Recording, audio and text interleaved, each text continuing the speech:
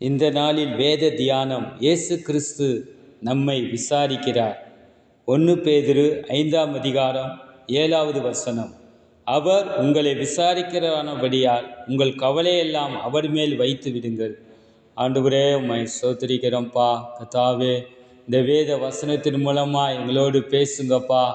ஆண்டவரே, எங்கள் இருதயங்கள் உமக்கு நேராக திருப்பப்பட வேண்டும்படியாக நாங்கள் ஜெபிக்கிறோம். ஆண்டவரே, இந்த வேத வசனத்தில் இருக்கிறதான ஜீவன், இந்த வேத வசனத்தில் இருக்கிறான ஆசீர்வாதங்கள் எங்களுக்கு கிடைக்கட்டும் ஐயா. இயேசுவின் நாமத்தில் பிதாவே, ஆமென். இந்த வேத வசனத்தை நாம் கவனிக்கும் பொழுது ஆண்டவர் நம்மை விசாரிக்கிறார். ஒரு மனிதன் அல்ல, ஆண்டவரே நம்மை விசாரிக்கிறார். மார்க்கு எழுதின சுவிசேஷ புத்தகத்திலே 10ஆம் அதிகாரத்திலே 46வது வசனத்திலே ஒரு சம்பவம் நடைபெற்று இருக்கிறது. பர்தேமி என்ற ஒரு குருடன் வழி அருகே உட்கார்ந்து பிச்சை கேட்டு கொண்டிருந்தான். அந்த வழியாக இயேசு கடந்து வந்தார். ஆண்டவராகிய இயேசு வருகிறார் என்று அவன் கேள்விப்பட்டு, தாவீதின் குமாரனே, எனக்கு இரங்கும் என கூப்பிடத் தொடங்கினான். இந்த மனிதன் ஒரு குருடன். இந்த மனிதன் வழி அருகே பிச்சை கேட்டு கொண்டிருந்தான்.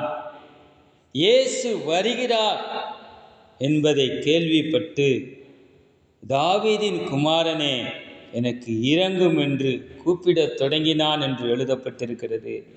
அவன் இயேசுவை நோக்கி கூப்பிட்டான், ஆண்டவரை நோக்கி கூப்பிட்டான். அநேகர் அவனை அதட்டினார்கள், அநேகர் அவனை தடை பண்ணினார்கள். அவன் பேசாதிருக்கும்படி அநேகர் அவனை அதட்டினார்கள். அவனோ, தாவீதின் குமாரனே, எனக்கு இரங்கும் என்று முன்னிலும் அதிகமாய் கூப்பிட்டான்.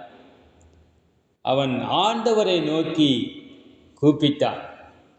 அவனை பயமுறுத்தின மனிதர்களுக்கு அவன் செவி சாய்க்கவில்லை. அவன் ஆண்டவரை அதிகமாய் கூப்பிட்டான். தாவீதின் குமாரனே, இயேசுவே, எனக்கு இரங்கும் என்று அவன் கூப்பிட்டான். அவன் ஒரு பார்வை அற்ற மனிதனாக இருந்த போதிலும் அவன் ஆண்டவரை நோக்கி கூப்பிட்டான். அவன் ஆண்டவரையே கூப்பிட்டு கொண்டே இருந்தான்.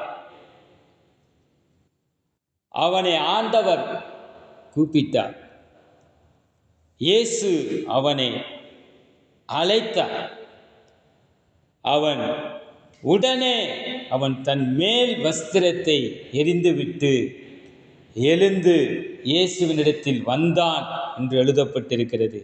அவன் மேல் வஸ்திரத்தை எறிந்துவிட்டு இயேசுவினிடத்திலே போனான். இயேசு அவனை விசாரித்தார். நான் உனக்கு என்ன செய்ய வேண்டும் என்று ஆண்டவர் விசாரித்தார். நான் பார்வை அடைய வேண்டும் என்று அவன் சொன்னான். ஆண்டவர் சொன்னார், நீ போகலாம், உன் விசுவாசம் உன்னை இரட்சித்தது. உடனே அவன் பார்வை அடைந்து வழியிலே இயேசுவுக்கு பின் சென்றான் என்று எழுதப்பட்டிருக்கிறது. எனக்கு அன்பான சகோதரனே, சகோதரியே, இந்த பர்தேமி குருடன் வாழ்க்கையிலே ஆண்டவர் ஒரு அற்புதத்தை செய்தார். அவன் வாழ்க்கை பார்வையில்லாத ஒரு மனிதனாக இருந்தான். இருளான வாழ்க்கையை அவன் வாழ்ந்து கொண்டிருந்தான். அவன் வாழ்க்கையிலே ஒரு வெளிச்சமும் இல்லை. அவன் வாழ்வு இருட்டாக இருந்தது. ஒரு பார்வையில்லாதவனாக அவன் வாழ்க்கை இருந்தது. ஒரு பரிதாபமாக நம்முடைய வாழ்க்கை இருக்கிறது.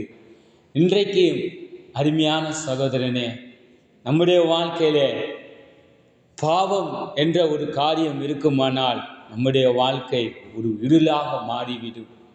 நம்முடைய வாழ்க்கையிலே பாவம் நம்மை துக்கப்படுத்தும். பாவம் நம்மை அடிமைப்படுத்தும். பாவம் நம்முடைய கண்களை குருடாக்கிவிடும். நாம் எது நீதி, எது சரி என்று நம்மால் தியானிக்க முடியாது, நிதானிக்க முடியாது. நம்முடைய வாழ்க்கை சரீர பிரகாரமாக நாம் பார்வையோடு இருக்கலாம். ஆனால் நம்முடைய ஆத்துமா பார்வை இல்லாமல் இருளாய் இருக்கும்.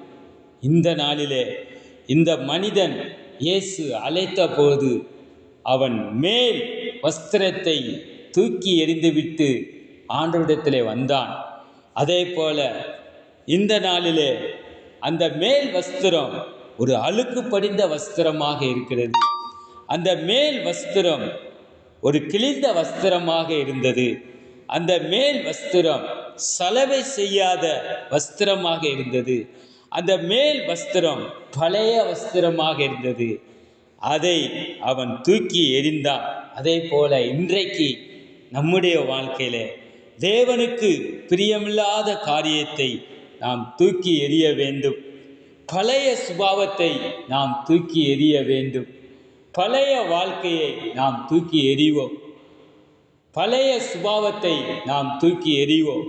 நமக்குள் இருக்கிற தீய நினைவுகள், தீய சிந்தனைகள், கபடு, பாவத்தை தூக்கி எறிந்துவிட்டு எழுந்து இயேசுவினிடத்திலே சென்றான் என்று எழுதப்பட்டது போல நாமும் இன்றைக்கு இயேசுவினிடத்திலே கடந்து செல்லுவோம்.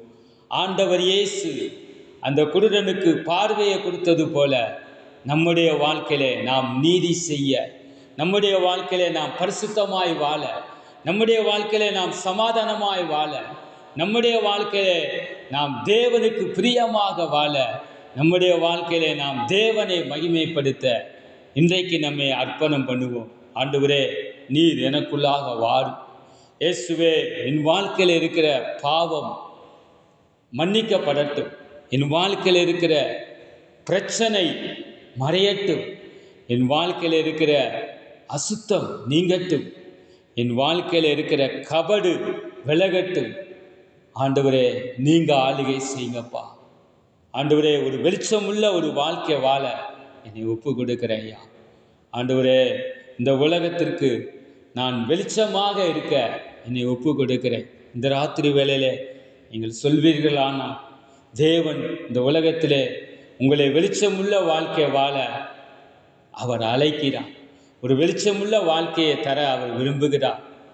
தேவன் ஒரு மனிதனை விசாரிக்கும் பொழுது அவனுடைய வாழ்வு வெளிச்சமாக மாறுகிறது. அது மாத்திரமல்ல, அவனுடைய வாழ்க்கையை கர்த்தர் ஆசீர்வதிக்கிறார். அவன் இந்த உலகத்தில் சமாதானத்தோடு வாழ முடியும். அதற்கு நாங்கள் சாட்சிகளாக இருக்கிறோம். ஆண்டவர் இயேசு இந்த நாளில் உங்களை விசாரிக்கிறார்.